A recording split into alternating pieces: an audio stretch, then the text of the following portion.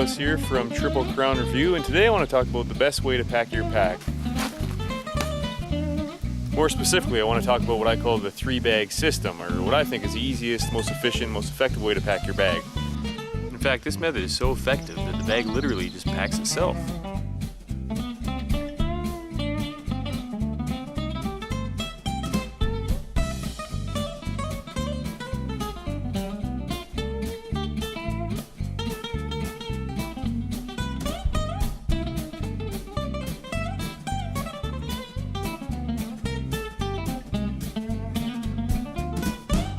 The 3 bags I'm talking about in the 3-bag system are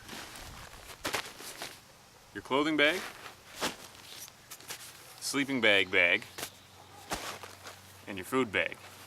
And the reason why the system works so well is it keeps your gear compartmentalized, it keeps your gear organized, but most importantly, in these dry sacks, it keeps your gear dry.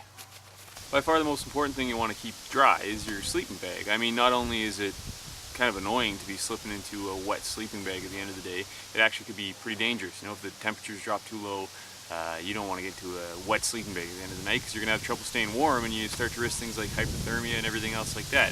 But if you keep within a dry sack, like this one here, you can, be out all day in the rain, you can cross streams, you can drop your bag in a lake, whatever you're going to do, your sleeping bag's going to stay dry within this bag. Same thing goes for your clothing bag. I mean, wet clothes are kind of a nuisance, but if your warmth layer gets wet, they actually become quite dangerous. So not only can these bags keep your gear dry and keep you more comfortable, it can also keep you a lot safer. So the key to the whole system are these Ultralight Dry Sacks. This one here is a Sea to Summit Ultra Sill Ultralight Dry Sack. It's a 20-liter capacity, so it's big enough to hold pretty much any clothes you're going to bring. It's big enough to hold your sleeping bag and your sleeping mat. And they're pretty durable. They're super light. You're not even going to feel them in your pack. And they're also pretty much 100% waterproof. So this here is a well-used but still very much usable Sea to Summit Ultra Sill Dry Sack. This is the 20-liter version, and it's pretty much big enough for anything that you're going to need it for. They do sell a larger version, but you're most likely not going to need anything bigger than the 20-liter. So how it works is you just stuff your stuff inside the stuff sack.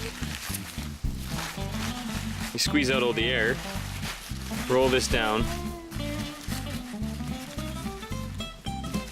and clip the 2 tabs together. Now what I like to do, since I use a small inflatable air mattress, is actually keep my air mattress and my sleeping bag together in the dry sack. So essentially, take my sleeping bag, roll it up inside the mattress, stuff it inside the dry sack. You squish out all the air, roll up the edges, snap it together. There you go. Now I like to pack my backpack in a certain order, and there's a reason for this. It's all about packing up in the right order in the morning and unpacking at the right order at night without having to dig through your pack too much throughout the day. First thing to go in the pack is the sleeping bag and sleeping bag, because I know for sure that I'm not going to be using this throughout the middle of the day, so I'm not going to need to access it. So I stuff it right in the bottom.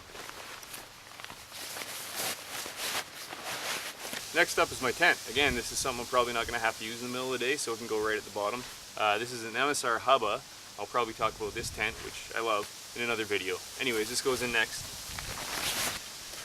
Next thing that goes in my pack is the cookware. I keep my cookware in a stack like this. It's not super crucial to keep your cooking pot dry. It's just kind of nice to have in one of these sacks to keep it compartmentalized and keep it organized so you don't have your spoon and your cookware and everything falling all over the rest of your pack. So I like to keep it in one of these bags. It's a smaller bag, but it goes in next. Now on top of that, I keep my clothing bag. This I might need to access during the day. If the weather changes or if I put something on in the morning that was too warm and I need to take it off as I start hiking, whatever. I like to have relatively easy access to my clothing bag, so I'm going to put that kind of near the top. That goes in next. And last but not least, of course, is the food bag. You're going to want to have access to this all day long because you're always going to be reaching in your pack to get some food or what have you. So I keep this right at the top of my pack, so all I have to do is open the top, reach in, and my food bag's right on top. I don't have to dig through the rest of my gear, don't have to dig through the rest of my pack. The food's right on top.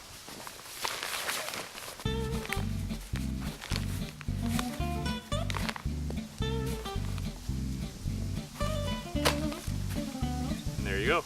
Of course, you're gonna have a lot more gear than just the 3 individual bags, but a lot of bags will have, you know, an area in the front. Like this bag's got a nice mesh area where I can put different things that I want quick access to and I'm not too worried about.